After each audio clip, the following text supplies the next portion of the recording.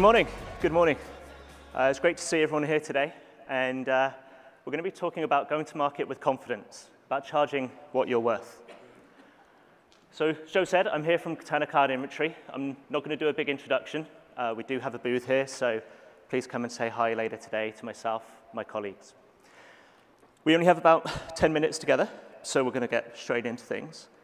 And I'd like to start. We have a room full of financially minded people, bookkeepers, accountants. And so I thought you might appreciate this.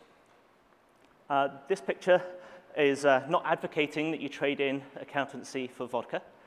This picture was actually on the office wall for my dad.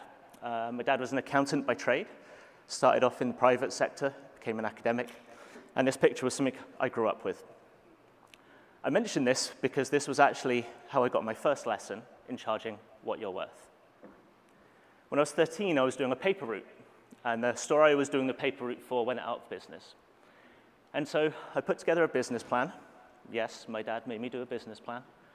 And I borrowed about $1,000 in today's money from my dad, and I purchased all of the candy leftover inventory that the store had. Got a discount for it, and of course I got a preferential loan rate from my dad. And I took it to school, to high school. And I took some in my backpack every day, and every day I would sell it to my classmates. Now in those days, there was no candy store. You weren't really allowed to have candy in school, and certainly weren't allowed to buy or sell anything in school. And so clearly this was an underground market. And as you know, with underground markets, you tend to get a price premium on those. So I was in a good position to start with. The product was scarce because there was no other way to get it. And of course, there was convenience because I was bringing it to my customers. So I could charge a premium. The school did find out a few days before I sold through my inventory. When we get to the end, I will explain exactly what happened next. But today we're going to focus on impact. And impact is a huge thing when it comes to charging what you're worth. So we'll understand what true impact is. We'll talk a bit about the market, a bit about competition and how you assess that. I won't go too deep into pricing models. We have a room full of financially minded people, and so you'll probably know lots about that. But we will talk about how best to use them or how best to think about them in this context. The true impact you have on your clients, it's really a fundamental thing. We, at Katana, we teach our sales team to go through a bit of a process with a new customer. You start with understanding the situation. You then understand the pain or the problem that customer is trying to solve. And then we identify the impact we will have by solving that pain. And of course, in doing so, what we are doing is giving the outcomes, the benefit, the value for that customer. But it's the impact that's the most important thing, and there are two types of impact. And the one people always think about is the rational impact.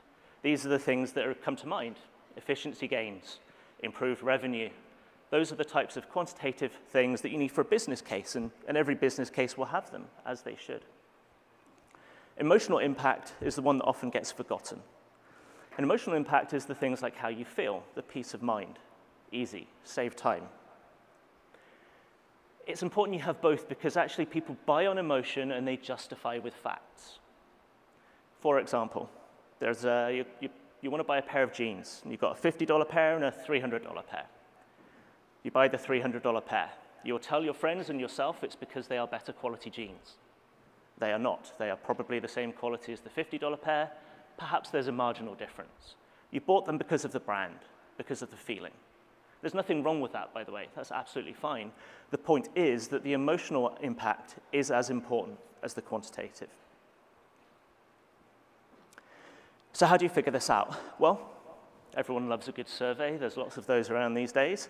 So of course, you can do surveys and NPS and scores, but you can also, of course, talk to your customers and talk to your prospects. And when you do so, I'd always encourage people to talk to the ones that you win as well as the ones that you lose, because you will learn, of course, the impact that you do have and where you fail to have one. And as you go through this exercise, you can always identify what you do better. And any business will say that they can do something better than their competition. How you do it differently is what's going to set you apart. And so really understanding the different way you have an impact is going to be key to understanding how you can charge what you're worth. The competition. You have to understand your competition unless you are in a monopoly position. And in fact, this is how lots of people come up with their pricing. They get the list of their competitors and the pricing, and they do the swag method. They do one of those. And they say, I'll be about in the middle or the top or the bottom, wherever they want to be. Not the most scientific, not the most effective method, so I would discourage that. But you do need to understand what your competitors are doing because, of course, your price is a signal. It's a signal to the market in terms of whether you're a premium product or what your offering is. And unless you're in a commoditized market or a monopoly situation like I was, then you have to be competitor aware. However, you should be linking your worth to your impact and your price to your impact. This changes, and this is what makes it difficult. It's never the same. It changes with different people, even at the same company. You could be talking to a CFO, to a line manager, and those two people will have very different views on what the worth is to them, and it will likely change over time. So at all times, you have to make sure that you are solving to the right person and that you have the right worth to that particular somebody. And if only you can do what you do, then you have a unique selling proposition. And if you can identify that unique selling proposition, then that makes you different, that makes you stand out, and that means your worth is so much more. Being narrow in your focus, this is a mistake I see lots of people make. And when you know you're good at something, stick at it. Don't get distracted by the shiny things or the new opportunities. If you found a sweet spot, if you found your ideal customer profile, called your ICP, if you find that, then stick with it. You can grow that over time, right? You can expand into a deeper set of customers, but certainly initially, make sure that you're focusing on that group, almost at all costs. As I said, I won't really go through the different models. There's lots, of course, one-time fees, recurring revenues, lots of different structures, lots and lots of them.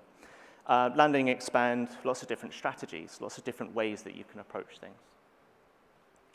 The key, though, is that for most people, for most companies, majority of the revenue will come from a minority of the customers, generally speaking. And if you can identify that group, that cohort, and understand what the impact you had for that particular cohort is, then of course you're going to be in the best position because they are driving the most revenue per customer or per buyer.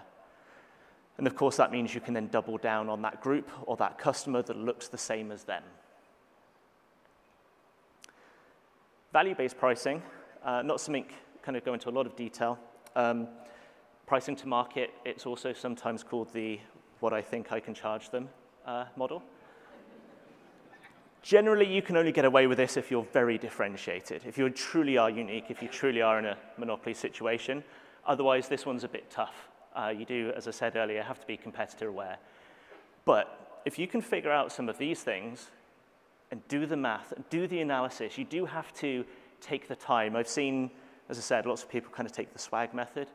Do invest the time to actually look at these different models, how they'll impact your customer, how they'll impact your business, and of course the value you provide to them. And if you can tie all of those things together with the impact, the value, the worth, and the costs, then of course you'll be in a very strong position. You can then charge what you're worth, and you can go to market with confidence, because after all, that's what this is all about. Now, I mentioned that the school discovered what I was up to, and of course they weren't a huge fan of my particular business endeavor. I got pulled into the headmaster's office and went through a series of questions. I explained what I was doing, and of course they didn't believe me, but they did call my dad for verification, and fortunately he did back up my story. And so they didn't expel me, which was good. I did get a detention, and I had to promise not to do it again. I did pay back my loan. I did pretty well on the endeavor, so I was able to pay back my dad. That was good, and I had some excess profits, which of course I reinvested in my next business enterprise. That, though, is a story for another day. So I'm going to say thank you, and as I said, it'd be great to meet some of you. We'll be at the Katana booth after the main event. So thank you. Have a great rest of the session. Thank you.